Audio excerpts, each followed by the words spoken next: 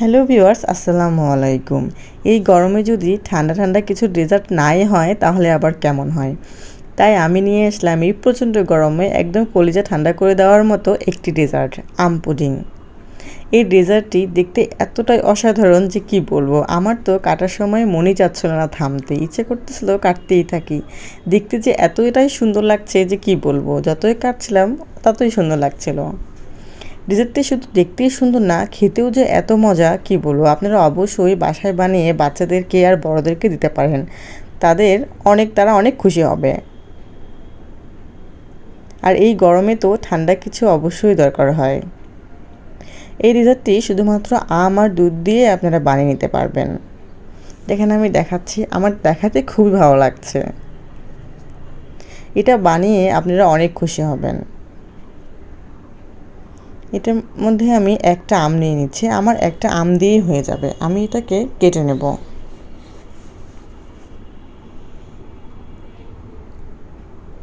আপনার পরিবারে সদস্য বেশি হলে আপনারা বেশি করে অবশ্যই আম নেবেন। আমি এখানে একটা আমই ব্যবহার করব। আমি আমগুলো বের করে নেব। আপনারা আপনাদের ইচ্ছা মতো আমগুলো বের করে নেবেন, কারণ আমি এগুলোকে ব্লেন্ড করব পরে।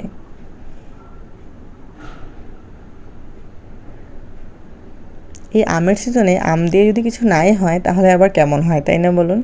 তাই ভাবলাম যে আম দিয়েই কিছু একটা বানিয়ে নিই।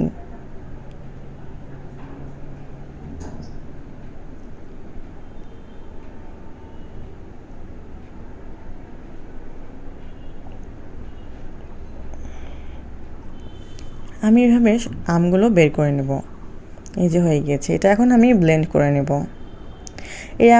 এই আমগুলোকে আপনারা অবশ্যই ছাঁকনিতে ছেঁকে নেবেন, তাহলে এগুলো আর লাম্পস থাকবে না। আমি এটা রেকর্ড করতে একদম ভুলে গিয়েছি। তারপর এটা প্যানে দিয়ে আমি দিয়ে দিচ্ছি 1 কাপ পানি, দিয়ে এটাকে ভালো করে নেড়ে চেড়ে নেব। এটা বেশিক্ষণ রান্না করা যাবে না, জাস্ট 1-2 বলক আসলেই হয়ে যাবে। এর মধ্যে আমি দিয়ে দিলাম 1/3 কাপ চিনি। আপনারা আমের মিষ্টি অনুযায়ী চিনিটা অ্যাড করবেন। আমার আমটা মিষ্টি ছিল অনেক, তাই আমি চিনির পরিমাণটা কম দিয়েছি। আপনারা অবশ্যই মিষ্টিটা একটু চেক করে নেবেন। এখানে দিয়ে দিলাম 1 চামচ আগার আগার পাউডার। এর আগার আগার পাউডারটি আমটাকে জেলি বানাতে সাহায্য করবে। এখানে আমি দিয়ে দেবো 1 চামচ ভ্যানিলা এসেন্স। ভ্যানিলা এসেন্স দিলে আগার আগার পাউডারের যে গন্ধটা থাকে সেটা আর থাকবে না, অনেক সুন্দর একটা স্মেল আসবে। এটা আর আমি বেশিক্ষণ রান্না করব না, এটা 1 বা 2 বার বলক চলে আসলেই আমি একটা পাত্রতে উঠিয়ে রেখে দেব।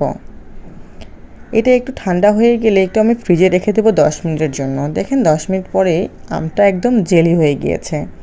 এখন এটা আপনারা একদম আপনাদের ইচ্ছা মতো শেপে কেটে নেবেন। এটা একদম আম জেলি হয়ে গিয়েছে।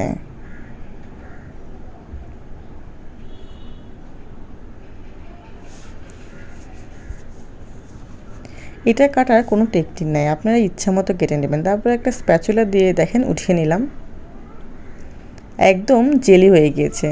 আপনারা বাচ্চাদেরকে এটা দিবেন, তারা এটাতে অনেক খুশি হয়ে যাবে। আমার মেয়ে তো এইটাই খেয়ে নিচ্ছে কয়েকটা। কি সুন্দর জেলি হয়ে গেছে দেখেন। এখন আমি দুধটাকে রেডি করে নেব। এখানে আমি 2 কাপ দুধ নিয়েছি, এখানে 1/4 কাপ চিনি দিয়েছি।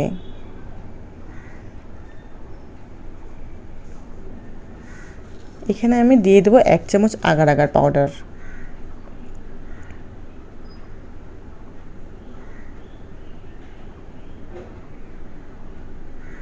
ভালো করে নেড়ে চেড়ে নেব, ভালো করে মিশিয়ে নিতে হবে যেন কোনো প্রকার লাম্পস না থাকে। এখানেও আমি দিয়ে দিয়েছি 1 চামচ ভ্যানিলা এসেন্স। আপনারা ইচ্ছে করলে এখানে ভ্যানিলা এসেন্সটা ব্যবহার করতে নাও পারেন।